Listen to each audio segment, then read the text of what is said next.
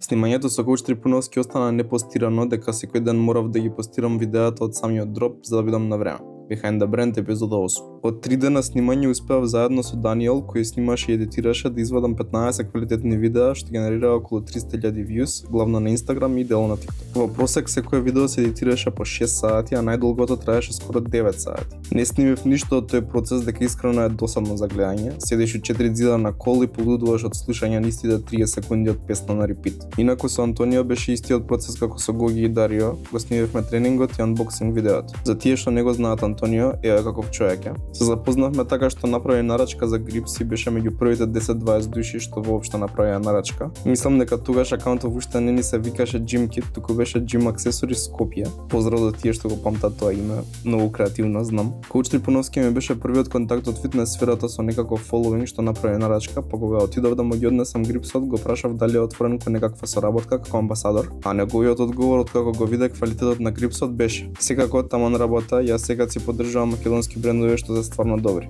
Реалноста беше дека брендот беше крш, ама продуктот и интеракцијата беа добри, па така Антонио стана првиот амбасадор на Gym Kit. Тоа беше вториот човек што веруваше и ми ја валидираше идејата и за тоа сум му ептен благодарен. А првиот што го направи тоа ми беше партнер во бизнисот до пред неколку месеци, ама за тоа ќе објаснам повеќе во некое наредно видео. Толку за денес, поздрав!